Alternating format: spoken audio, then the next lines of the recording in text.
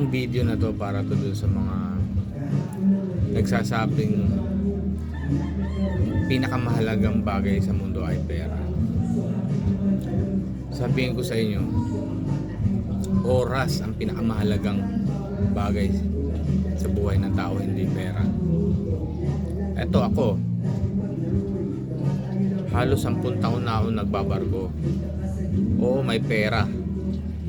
Kada uwi mo, kada tapos mo ng kontrata, may pera kang hawak. Pero pag hindi ka naging mautak sa paghawak ng pera, mauubos din yan. Napakadaling maubos. Kasi kadalasan sa mga nagbabarko, iniisip nila, magtatrabaho sila para makakuha ng pera. Tapos pag uwi, sabihin nila, nagpakahirap sila, nagpakalayo-layo sila para kumita ng pera. So, it's time for them to enjoy habang bakasyon. So, sabihin natin 2 months, 3 months ang bakasyon mo. I-enjoy mo yan, uubusin mo yan kasi katwiran mo. Nagpakahirap ako eh. Ako nagtrabaho na ito ko. So, kailangan kong enjoy itong mga pinaghirapan ko para masuklian yung mga araw na hindi mo kasama ang pamilya mo, di ba? Tama, real talk, di ba? Pero pag naubos yung pera mo, anong mangyayari? Babalikan na naman.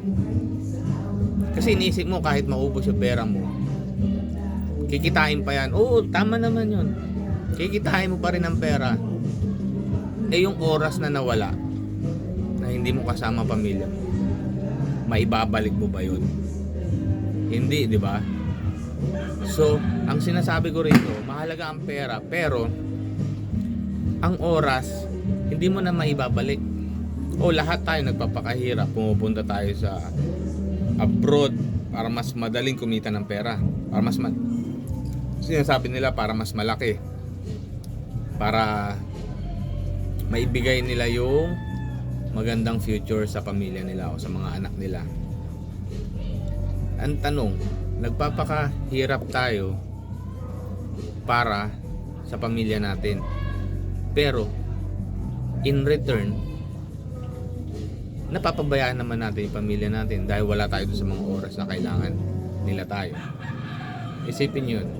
So sino ang mas masayang pamilya? Yung tatay na nag-a-abroad, iniiwan yung mga anak nila?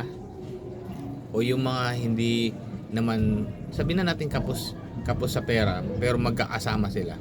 Yung buong oras nila nando sila sa mga anak nila. 'Di ba? Kaya tayo nagpapakahirap para may pera tayo, para dumating yung araw na magkakasama na kayo, buo na yung pamilya nyo, 'di ba? Tama.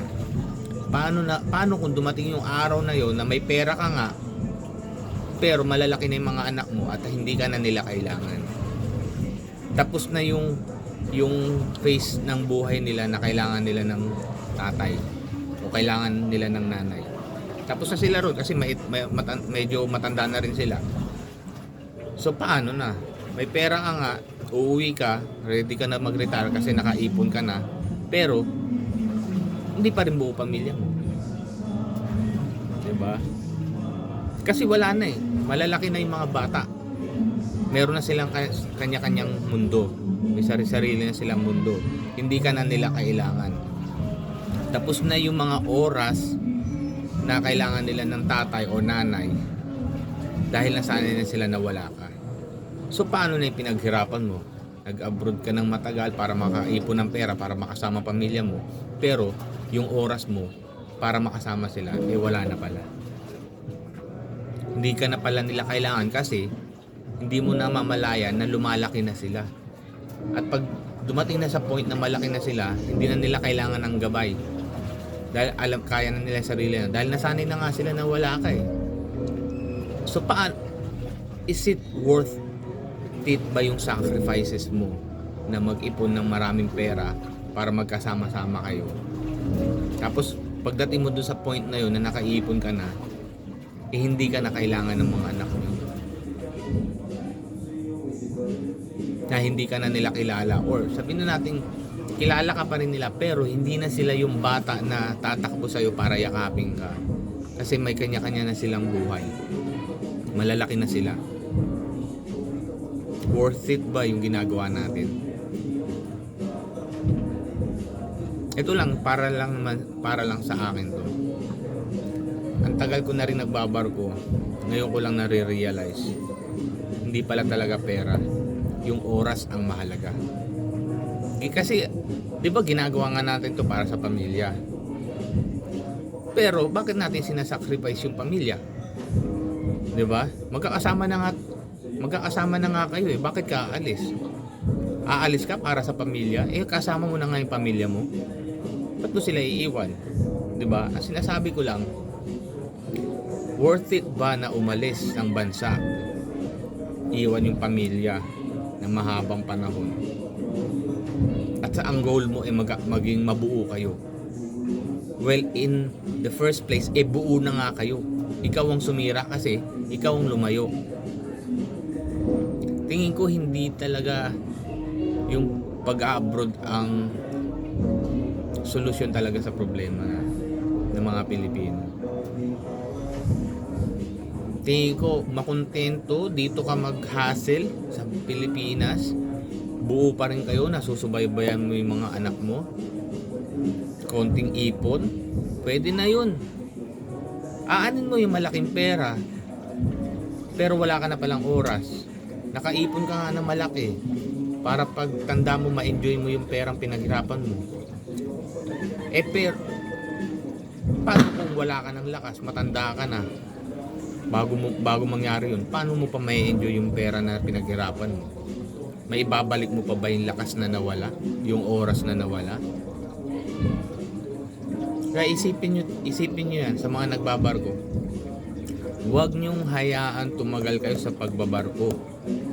Para sa akin, kung na-realize ko to dati pa, para sa akin 5 years, 5 to 10 years maximum, 10 years, 5 to 10 years lang dapat ang pagbabarko or pag-abroad. Gawin nyo lahat. Kung makaalis man kayo ng Pilipinas, gawin nyo lahat makaipon. 5 years lang ang gawin mong goal. 5 years lang, tama na yun. Kasi ang mga anak mo lumalaki, hindi mo na maibabalik yung oras.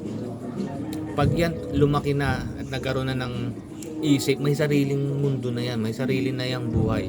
Hindi ka na niya kailangan. Nakakapaglakad na yan, nakakatakbo na yan, nakakabasa na yan. Kaya sana maintindihan nyo to sa mga kasama kong mga nagbabarko. Ipon-ipon lang, mabilisan, wag gawing buhay ang pagbabarko. Nagbarko tayo para sa pamilya. Wag ubusin ang oras sa pagbabarko. Wag masilaw sa kinikita. Malaking kita sa pagbabarko, pag-abroad.